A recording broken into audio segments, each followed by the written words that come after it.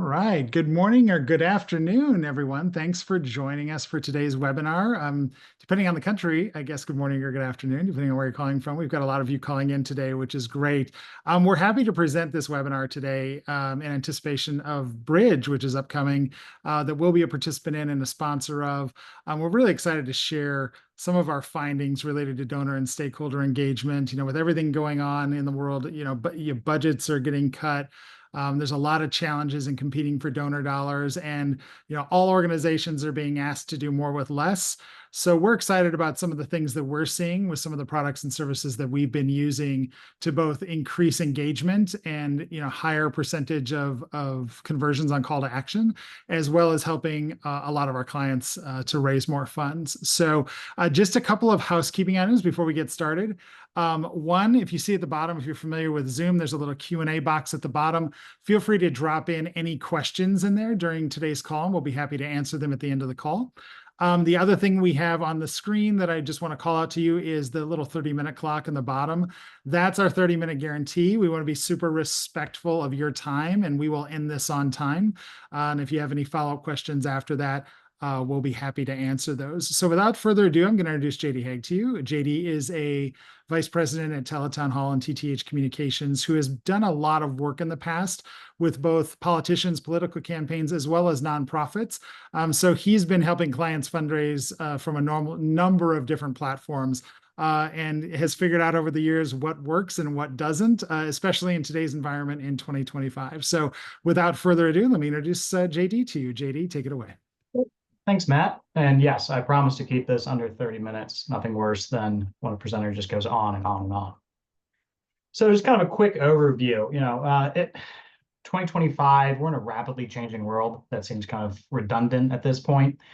But post-COVID, the way people consume knowledge, how they donate money, it's changing quickly. And these are going to be kind of some of the challenges that are, not just faith-based or, not-for-profit, they kind of are universal. If anybody can think of anything else that they're seeing within the not-for-profit space, please drop it in the chat. I'd love to talk about it more, maybe after. But this is kind of what we've noticed working in this space for the last decade. Just kind of some quick goals and objectives. We're going to be going through, in this post-COVID world, how people consume media. There seems to be, and then you're going to hear this, I hear this a lot, and I'm going to say it a lot because I believe in it. There's a greater thirst for authenticity. And I'll be covering how some of our clients really kind of authentically engage with their by base to educate, to mobilize, and to increase fundraising by offering more than just some kind of superficial outreach, having real conversations with people that ties into the rest of their outreach is really important.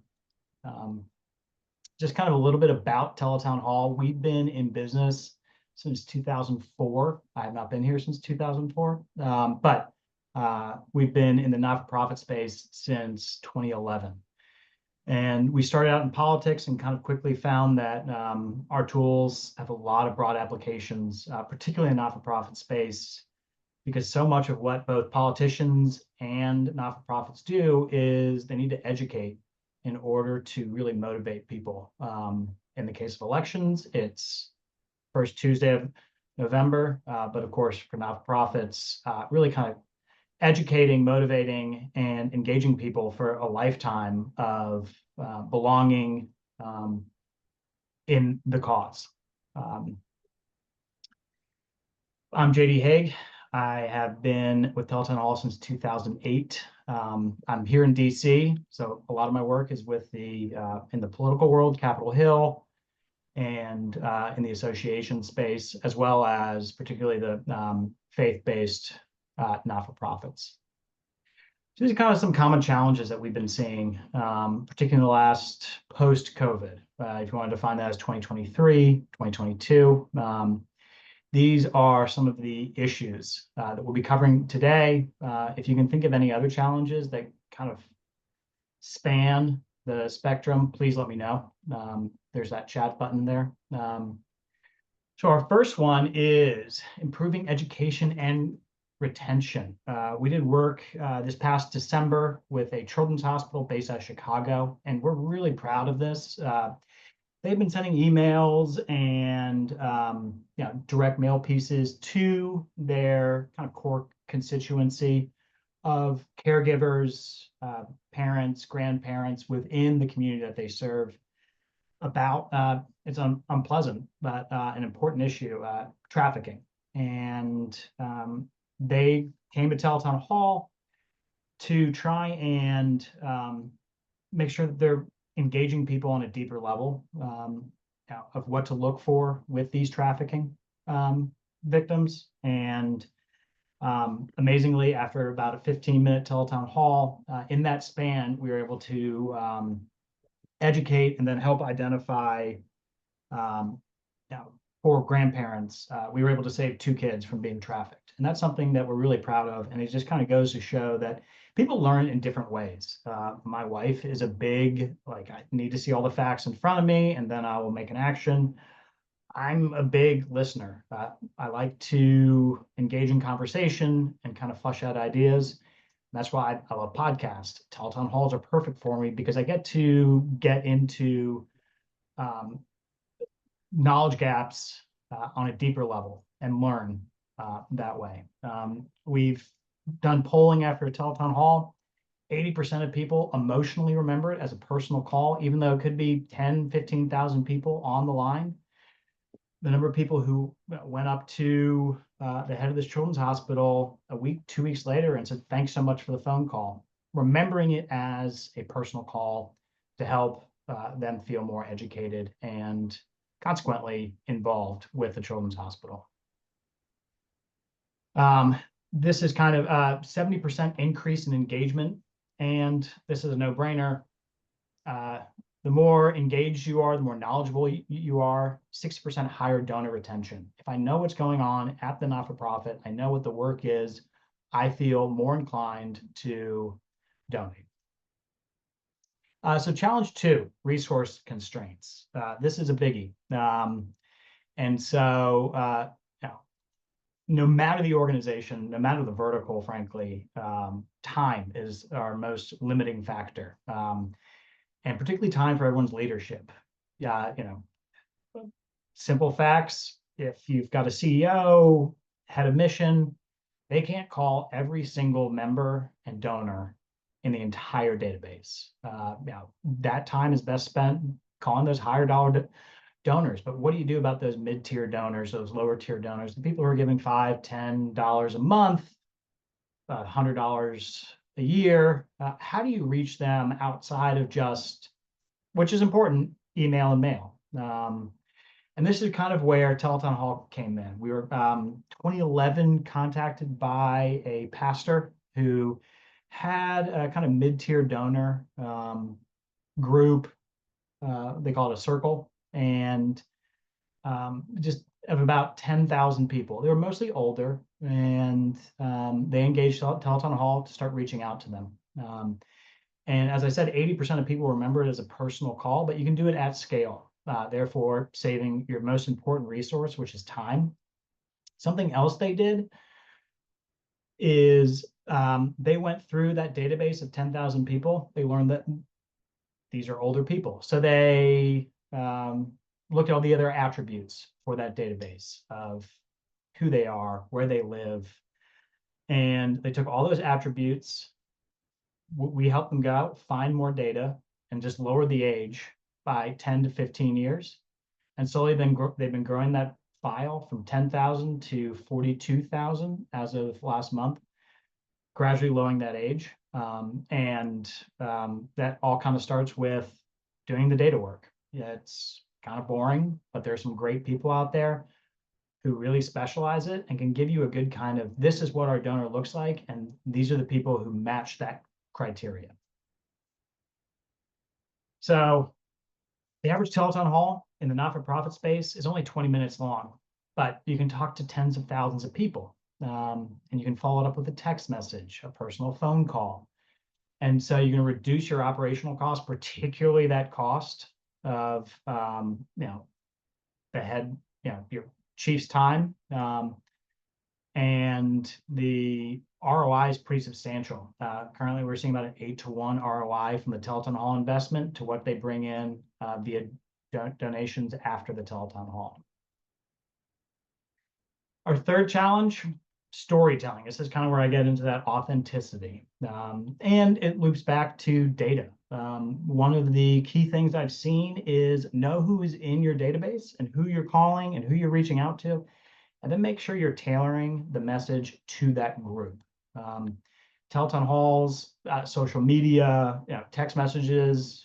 We do something called Gabby Graphic, which you can send out, donor's voice with overlay with a picture, and you can play it as kind of like a testimonial. Make sure that testimonial matches the demographic that you are reaching out to. Now, if you're reaching out to baby boomers in the South, make sure that it's not a Gen Z person from the West Coast or Brooklyn.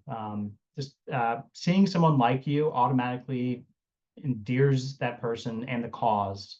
It just lowers that kind of reluctance. And 25% increase, by speaking the language of the person with a testimonial. Something else we have seen with our pastor client is just don't donate money.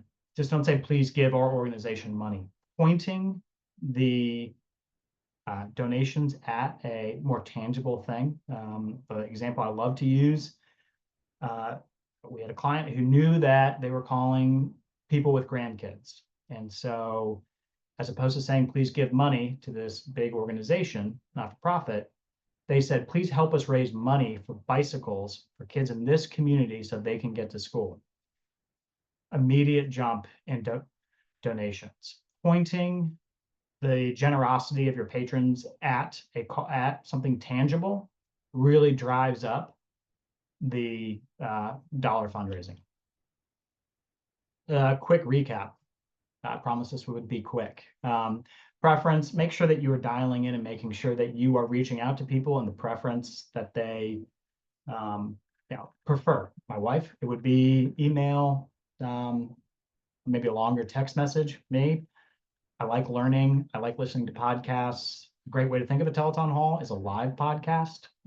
I know I'm not alone in kind of wanting to consume that media. We saw a lot in the political world last year.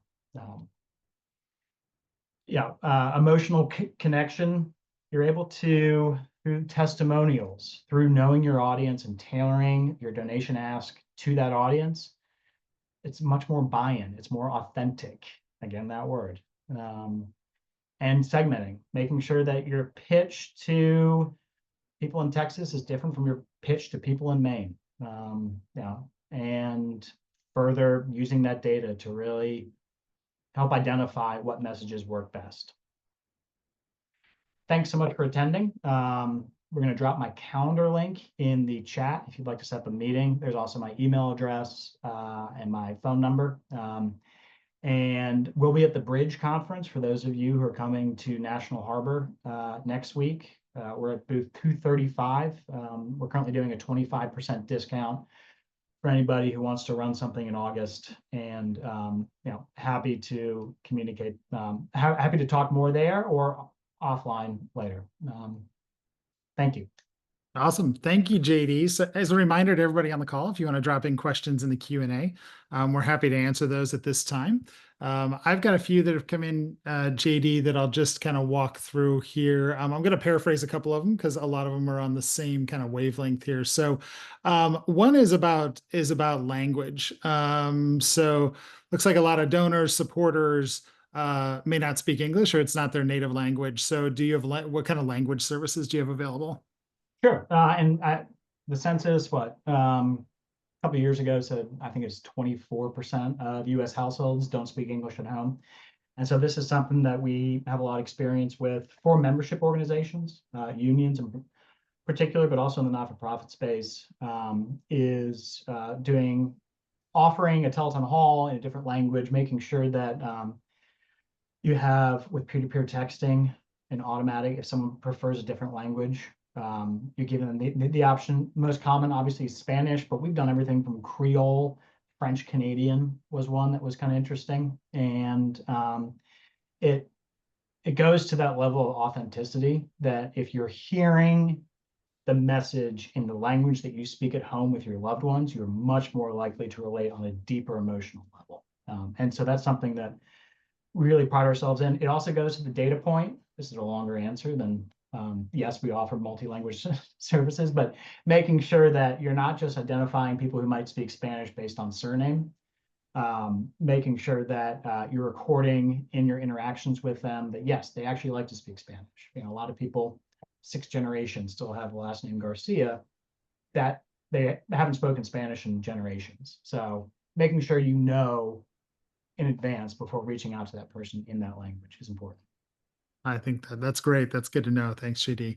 I see a couple questions about younger donors, millennials, Gen Z. Like, are you seeing anything related to what they're tending to respond to? So millennials, of which I am one, much more likely to respond to text messages. Particularly, we're busy, you know, got young kids, and there's not a lot of wiggle room in my day between from when my son wakes up to when I put him to bed, and so being able to respond to a text message at my leisure. Most of our Tele-Town halls are scheduled via text messages. We can send a calendar invite, so I know to block out time. Most of my time's blocked out. Gen Z is very interesting. We've seen a much better response with live calls, one-on-one, and we think that is because they're not getting a lot of calls. You know, they don't own homes. They're not getting tons and tons of spammy calls. So most of their friends just text, and they're kind of pretty good at zoning that out. So live calls are working great. To introduce a Gen Z person to a concept and then engaging them kind of in a voyage of, they're seeing the social media ads, then they're getting the text messages, they're relating. But having that first point of contact be a live call or even direct mail has worked pretty well.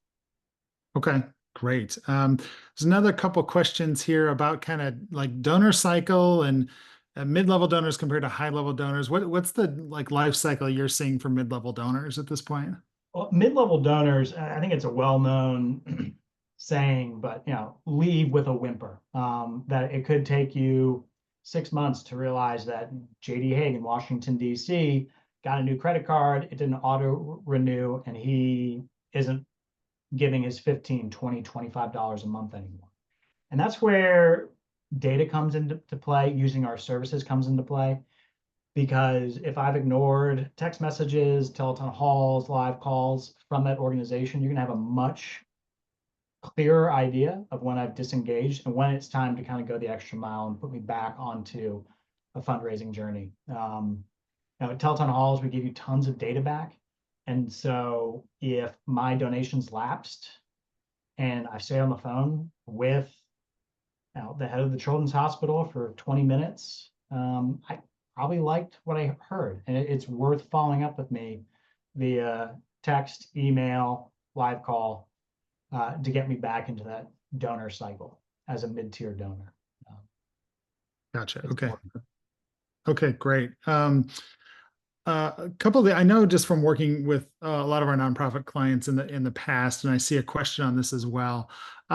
So resources, right? So obviously not just financial resources, but bandwidth for employees of nonprofits, volunteers. I mean, donor teams are typically pretty small, or communication teams pretty small, a handful of people. So deploying these types of new things, whether it's multimedia texting or virtual town halls or things like that, like how much bandwidth does it actually take from the organization? Like how much does Tele-Town hall take on versus how much the nonprofit needs to handle on their own?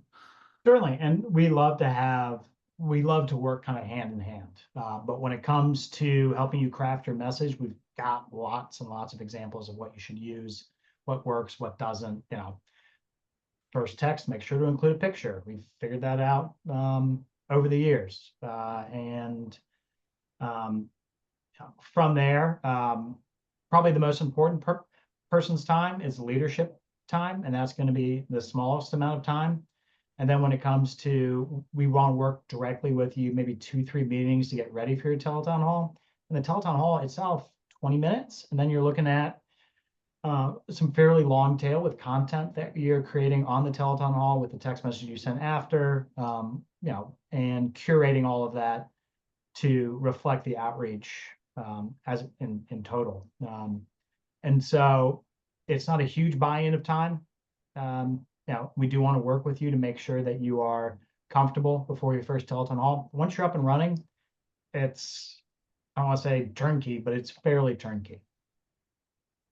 Okay, great. I know a lot of nonprofits are, and even a sick question in here on they're using Zoom, they're using Teams, they're using some of those tools to communicate. So the town hall or virtual town hall might be a little bit different spin on that. So, what are the things that are, significant that can be done in a town hall that can't be done on a Zoom that can really impact, right? Like what are the biggest pieces of that? Number one, and this is a big 2025 thing, and a little bit before, but it's convenience. It's an outbound invitation to join, so you don't have to remember of, oh, I need to be able to. How many times have you tried to make sure that Zoom works on your phone? There's been a software update, it won't open. There's none of that. And so what we typically find is 250x attendance based on a Tele-Town hall versus Zoom. We still integrate with Zoom and Teams and stuff like that, but we typically find you're going to get 40 people on that Zoom, and you're going to get 4,000 people on the phone. And that's because you can also live your life. You can throw your headphones in. It's just a phone call. It doesn't require a lot of bandwidth. It doesn't kill your phone. You throw it on speaker, put it on mute, and you cook your kids dinner. You go pick them up from soccer practice. We have some groups that are very agricultural based. Tele-Town halls are streamed through a lot of tractors as people sit in their combine harvester and listen to a Tele-Town hall as they go about their work. And so that's really kind of where we separate ourselves. It's also just capacity. It's more people in less time, which is really important. Right. Okay. And kind of the final one I see here is about just data, right? So donor data, um, supporter data, oftentimes not complete, right? They have email addresses or not phone numbers are not email addresses, or know very little about their supporters. To be able to better target them and have better conversations. So, what services does Tele-Town hall offer that are just kind of either part of a bundle or standalone that they can, our nonprofits can just have better data on their supporters? And that's kind of step one of any kind of conversation about using our services. Okay, now what data do you have? What data might you need? And what's in the data that you currently have? And so we'll kind of take a more holistic view. We'll take a look at what your file looks like. Frankly, it's been a while, but some of our first not-for-profits, they would send me a picture of their index cards that were sitting on their desk. And it's like, this is our donor file. And so working with them, we see that less and less, but it is, and we have a lot of great partners, some who use AI, some use consumer voter file, donor files to really try to make sure that we're going into your Tele-Town hall and other forms of outreach with partners of ours or people who don't partner with us, that you're using the best possible data to make sure that if you're calling JD Hague, you don't get Deirdre, my wife, instead. Gotcha. That's great. I think that's the last question we have, and I don't see any more in the Q&A. I'd just like to thank everybody as well for attending today. We'll be at Bridge next week, booth 235. So feel free to either schedule some time with JD's, happy to meet on site, or happy to have a virtual conversation with you, do a complimentary consultation about the specific challenges you're facing and ways that we may be able to help. And also stop by the booth for a demo of our products, or at least for some free gum that we're giving away. So Oh we yeah, will the free gum. Come free on gum. by. So we'll see you at Bridge next week. Thanks for attending today, and you'll get a follow-up email from us as well, relating to the special offer if you would like to try or pilot any of our services. Thanks so much for joining, and have a great day, everyone. Thanks all.